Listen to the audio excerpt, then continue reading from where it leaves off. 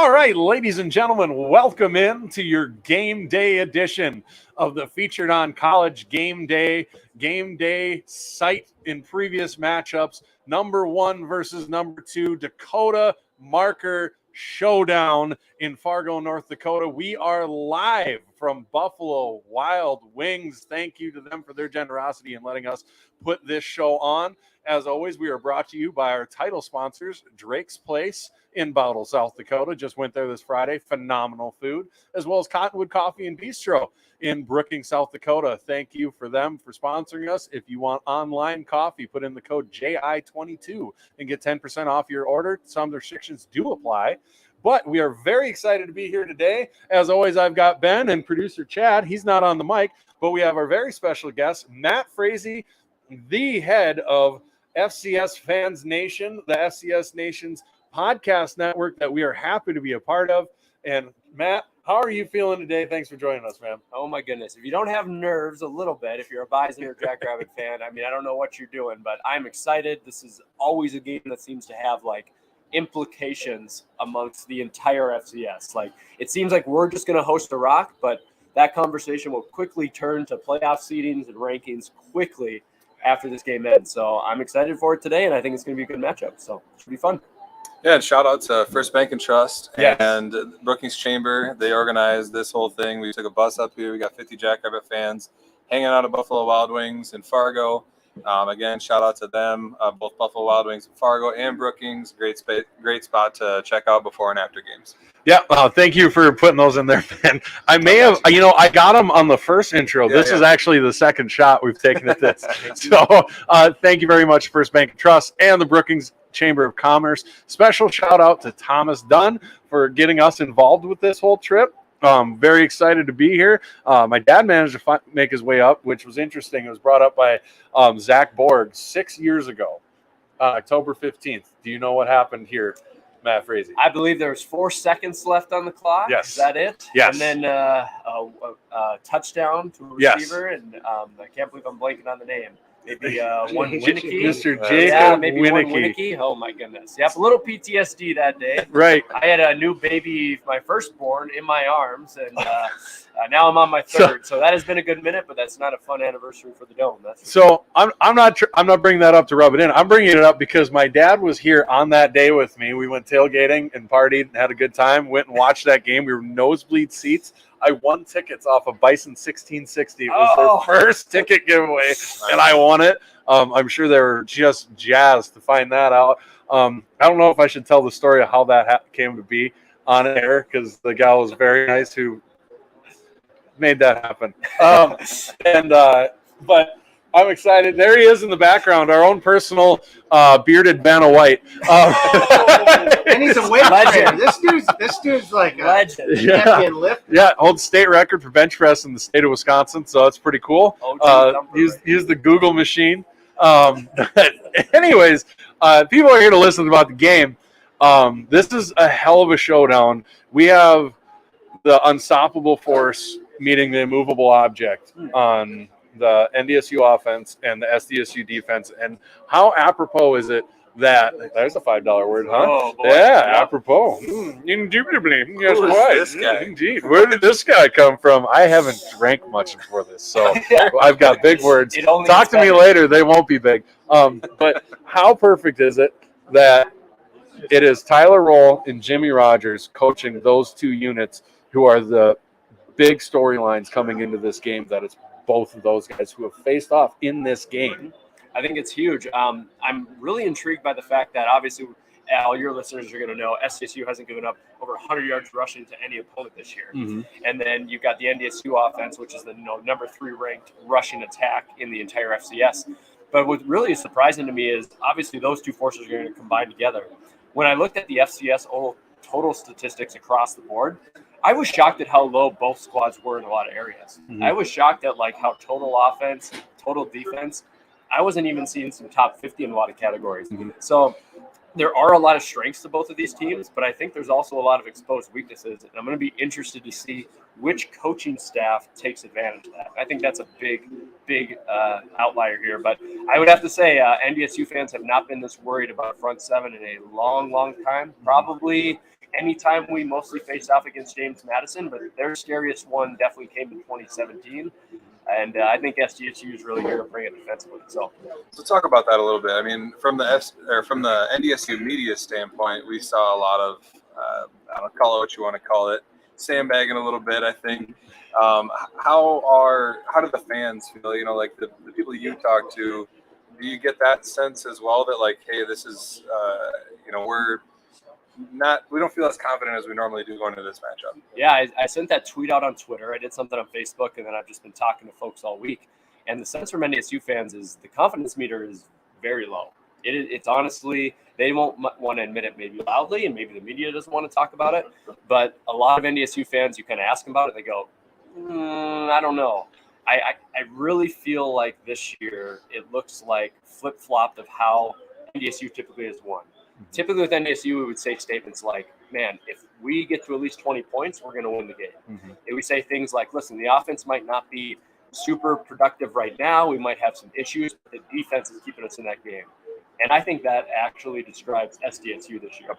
I related a lot to the 2012 NDSU team, but I would say that NDSU's fans, most of their arguments are coming from, we're at home.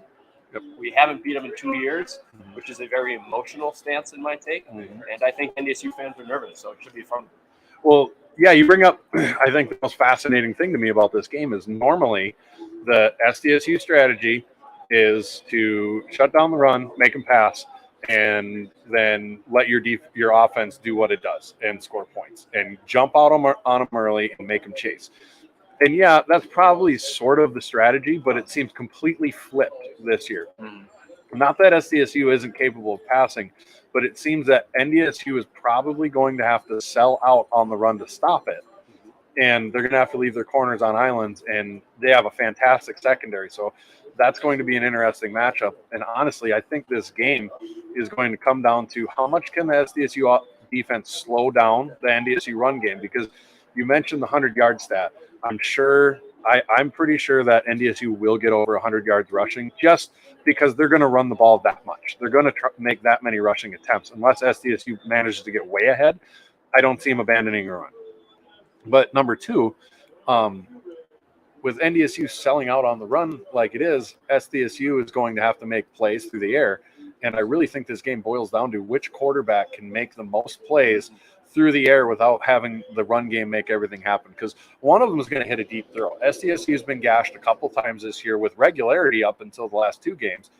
They've been gashed for deep plays on a play action where a linebacker or a safety missed the receiver, and we got burned for big touchdowns. Is Cam Miller going to make that throw when it comes down to it? And is Mark Gronowski going to be good Mark Gronowski, who hits these deep posts to the Yankees and the deep seam routes to Hines or possibly Kraft? Are they going to make those plays, or is this going to be both of them just missing a little bit and it becomes this grinded out 14-17 game? That's going to be interesting to me. Yeah, it'll be super interesting to see how it plays out. I'm really curious if NDSU is going to be capable within that front seven. You talk about a strength of an SDSU team. You talk about an Achilles heel that has been for NDSU in two different ways. Starting the early year, it was like they're missing a ton of tackles. The average missed tackles rate was way up. Well, Indiana State last week, they only missed 5 tackles. They did the PFF stats. The thing with it was gap assignment was terrible. Linebackers out of position, and you just gave up these big runs. Boy, if Isaiah Davis and your backs are able to just provide Gronowski that ability to have things open up because the run's not being stopped, it could be a long day for NDSU. So that's a big factor. And I wanted to ask you guys a little bit about the coaching. I was very intrigued by this. NDSU fans have been like, we don't have a lot of faith that Ence's staff has ever gotten this team up the way Kleiman and Bowl did for this game. Like, there's always been questions on that. They treat it too much like it's just another game with this staff.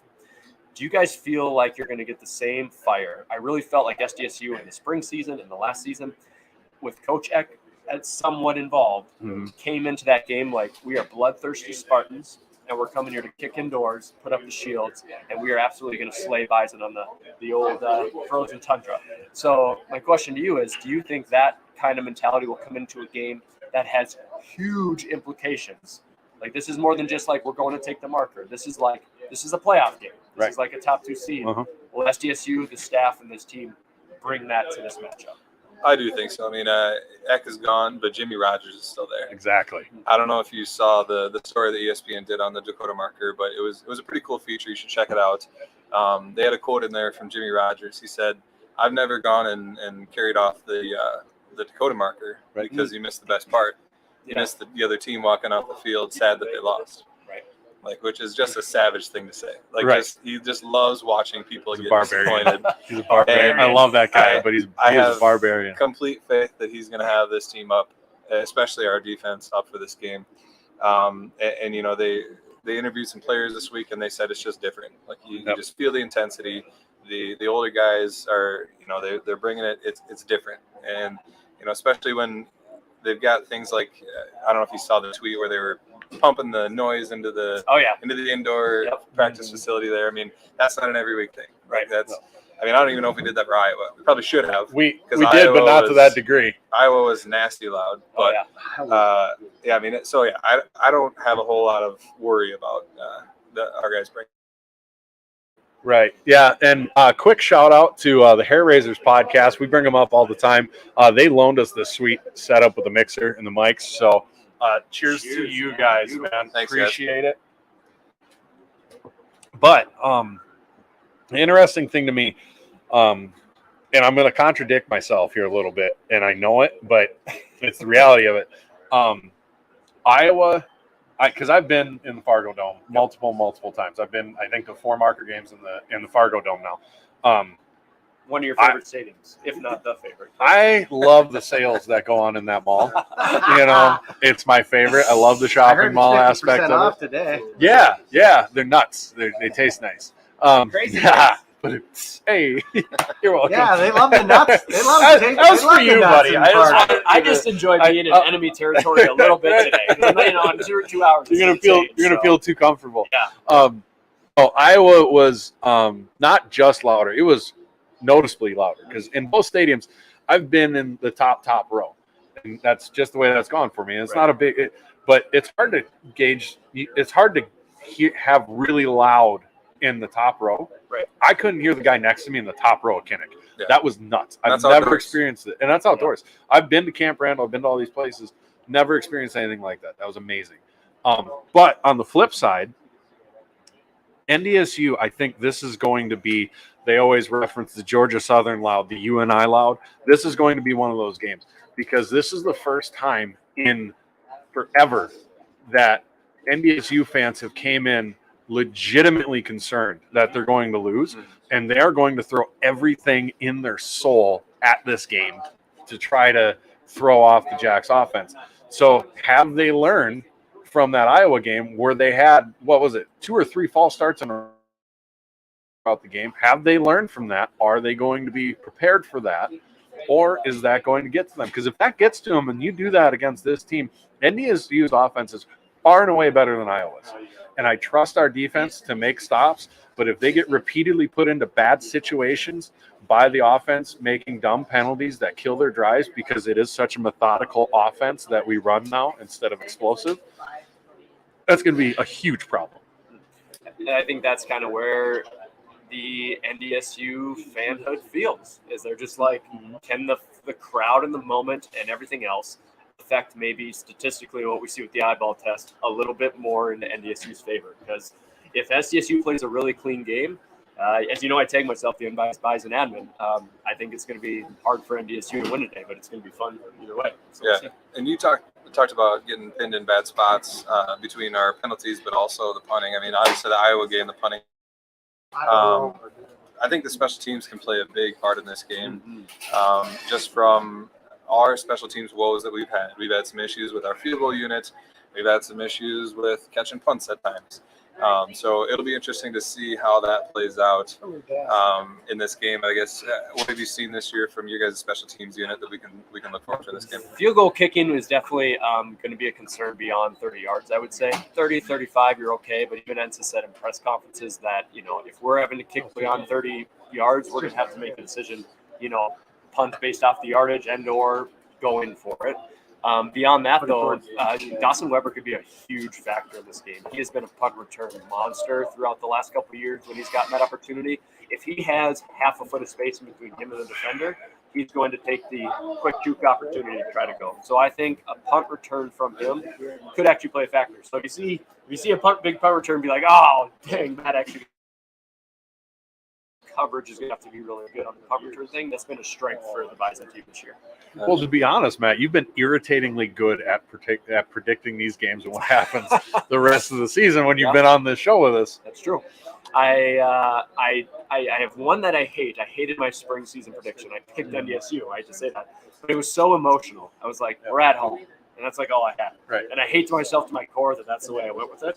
I like to try to take as much logic into it as possible. I guess we could wait for predictions if you want, but I definitely have a way I want to lead. So We're about at the time we were shooting for here. For once, we might actually do something the amount of time that we said. We can make this go longer. I can talk. Oh, that's fine. Shout out to your dad for bringing the milk. Shout out, Pop, for bringing me some milk. It's not chocolate, but it's milk. Yep. And We'll see how that turns out later today. This might be how it goes up. Milk It goes was down. a bad It was a bad choice. And whoever loses, you're going to be in a glass case of emotion. Right? Just, Absolutely brutal. Absolutely. We got a long bus ride with a packed bus. Pack bus. So it'll be a lot more fun if we're all partying and having drinks on the way back. It'd be a lot more popping. Hey, I like your style. Speaking of pack bus, it's your first sellout in a while. Yeah. Here? Yep. When's the last 3 time? years? Do you know? You know, I was shocked. I had a taco bet, which Joshua Hoffman, who I got to meet today, mentioned if we had taco bets today, there's Taco Bell right next here. Perfect. So it'll be easy to do. But I really thought JMU 2016 or last year semi would sell out, and it didn't, which was shocking to me. Boy, I apologize, guys. Pre-spring season might be your first actual sellout. I see what he's setting up here. So, you're walking into a trap. You know this? No. You're walking into a trap. My buddy Joe Schulte that I sat next to on the bus tweeted it out. He said, "You're welcome for helping you sell this thing out." Oh, that's We good. got to have the chance to throw it back I was gonna because say, you know how every many times marker game we we've hear, heard that? you need NDSU to sell out your stadium. Exactly. Well, we just sold the stadium out. It was almost all SDSU fans. I didn't even think Now of we're that back. I I genuinely was shocked you walked into it because you're very on top of your game. one. Oh my goodness. So I'm really shocked. We'll have to I'm see. sorry, buddy. We bring you on here and then we're giving you Totally shit. fine. That's When we're in CUSA together in like 5 years. Oh my God. We'll, Florida I can't wait help for sell it I out. can't wait It'll for be the fine. Thursday game against UL Lafayette. Like, who doesn't just get a hard on thinking about Who that doesn't game? give up? Oh my God. What? What? You said that? That's not censored by the. That's not censored by the FCC. It's fine. Thumper's not. I used to announce football and say things I wasn't supposed to on the radio. Yeah, I get my That's announcing where it genes comes from my from. father. He did hockey and football, which was Gotcha. interesting. Well, let's move on to predictions. Let's move on to predictions. I We're predict only there's going to 20 be a deep. game playing today. Yeah, This is a short one because we got beers to get to and food to eat. we So do. We got some tailgating to do. Yep. I see the whole. We're gonna party it's a hardy. great- you guys know how to tailgate here. I will we're say gonna that. we're gonna run. I'm gonna You guys got a tour good guide setup. Ben a little Yeah. bit because I've been here many times. I used to come when I lived in Fargo and I'd Yep. go to an away game. I'd go to the tailgates before our game and I'd tailgate anyways. And then I go back. And then after a couple of years where we got some wins, it went from like, "Hey, I come by anytime," to like, "Hey," You're and not it was welcome. like, I get it. Yeah. I do get it. It's cool. No, Well, not a big. So I kind of let off with that. But We're the only ones with a legitimate horse trailer, true farmer, Atta small boy. North Dakotans Atta tailgate boy. rig. You guys are welcome near the horse trailer in tent anytime. So Appreciate Hell it. yeah. Appreciate Got it. the Yeah. Appreciate it. crew. the Castleton crew, yeah, we call it the Jerry Doll tailgate because he was actually a guy who you have to walk by. We have a statistical line against SDSU. oh God. Yep.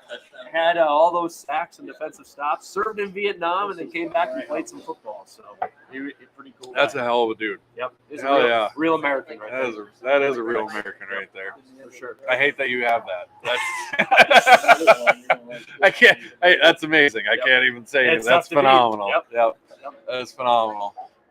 Well, what do I'll we go think? first. You go first. I'm gonna go SDSU wins. Surprise, me taking SDSU.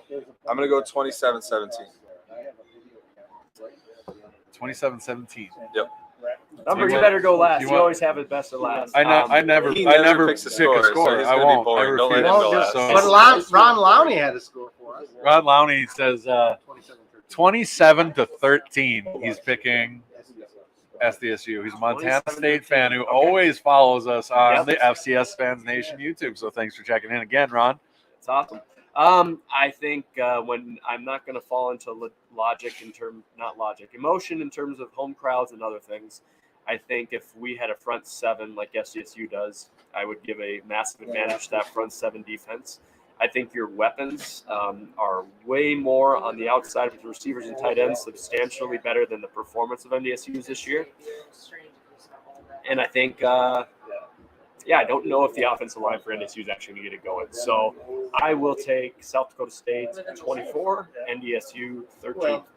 Sorry to be not dramatic here. A battle. I'm not going to pick, but I know the line is pretty much pick 'em at this point. So I will pick the line.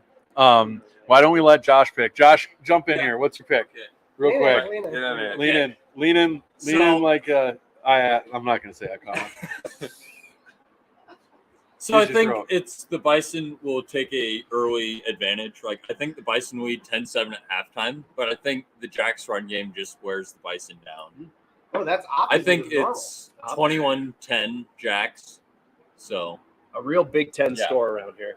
Real Big Ten. So if anyone gets to 30, it's over. So. Right on. So that is fair. I'm going to throw this out there. It's push 'em. I'm going to take SDSU, but it is going to be excruciatingly close because I don't care. When we played the last game in Brookings, we beat the piss out of you guys and then let you back in the game. And then it was a close game, nail biter at the end. We came up here the year we unleashed Terran and went for it on fourth all those times.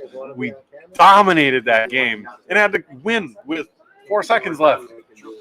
Like, beating you guys by a wide margin is my wet dream, but it's never going to happen. So I am going to take the Jacks, but it's going to be extremely close and emotional, like always. I would love a game where I felt good the whole time in Brookings last year. I would love another one of those. I don't see it happening in this building. It's going to be an absolute knockdown, drag-out fight. I really do hope both teams stay healthy, specifically SDSU, without having a bye week and going into UND next week. That game scares the shit out of me. Rabbits. So, hey, appreciate you, brother. Yeah, no way am I cheering. That's what I appreciate about you. No way. So that is my prediction. With that, I think we're going to wrap it up. Can I ask one final question? For sure. Yeah. I'm just curious from your guys' perspective. Let's say you guys win today and NDSU is, let's say they're a 6 seed. Doesn't matter. They're likely not going to the semis. Well, that's a hypothetical, okay? Who in the FCS then, let's say you're a top 2 seed, who would you guys overall be worried about seeing come to Brookings in the semis or meeting in Frisco? Do you have 2 or 3 that would make you nervous? Sac State, Montana. I think we match up well in Montana State because they are so run-oriented and we have such a run defense. Sac State is super balanced. If it's in Brookings, I feel better about it, but I don't really want anything to do with them. I'd prefer somebody else had to knock them out. And Montana, I do think the jury is still a little bit out on them, but they look really good. But those are the 2 teams. Montana State we just match up really well with. So I think there's been some turnover there and graduation and who's there and left that you guys will be okay. You're back on quarterbacks. What's your thoughts? I agree with him. I if have NDSU no wins? faith in Sac State, and I haven't in the last couple of years. Thankfully they've proven me right down there. I think I have said from the beginning I thought it was always NDSU, SDSU, Montana. So I think Montana would be your big threat. I think that would be about it. And if they don't match up well, then hey, I was wrong on one of them. So yeah, hell yeah, have to see. Well, thank you so much for having me on, guys. This is something I look forward to every single year, and whether it's in Brookings or here, the crowd will be rowdy, and it's always a fun time between Jack Rabbits and Bison. So, thank you for being on. If anybody doesn't watch Matt on the FCS Fans Nation podcast, watch it. Learn something. It is excellent. They cover the whole FCS so well. Him and Kyler and Jamie every single week bring it. And Dustin. And Dustin. And the Reverend. You can't go through a podcast without mentioning the Rev. The number one Texas bicycle. The old pot whore. Yeah. Right. Everybody took it for a ride. Next year, we are going to have to do what we agreed on in Frisco. Yes. and we'll do. Yep. But I didn't want to do it to you on game day because that'd be rude. That would not be nice. So I wasn't going to even bring that up. We'll do the old But T-shirt. We'll pod do the swap moving T-shirt forward. I pod like swap that. going forward, as long as it's not a game day one, because that's a bridge too far That in my works for world. me. So I get We'll it. do it on the podcast the next week. Yeah, or we'll have you on a podcast later, or however it works out. If we do a game day one, then we'll do a later one. And I love that. do the thing. I love yeah. that. Well, guys, there's some metal music in the background. So Yeah, as we can they roll see out, the view? If you move the camera. Move the camera. Oh, Let me show see the camera. background. Show the view quick. Show the view. You got There's the, that beautiful shopping mall. the in old the shopping background. mall. I heard they got a good sale today. Jacks. So. Solid tailgating. They got Oh, there. tailgate. We're going to go tear it up. Perfect. before we cut it, guys, there's some Metallica playing in the background. So let's just do some metal horns real quick and then kill the podcast. Yeah, I'm Get some good. metal horns I've on. been stretching my good. wrists all day for this. Whoa, that's already good. I'm talking about the music. Since we're in Come the on same now. place, how about You guys go make big, me so mad. Go Boo, Boo. Go Jacks.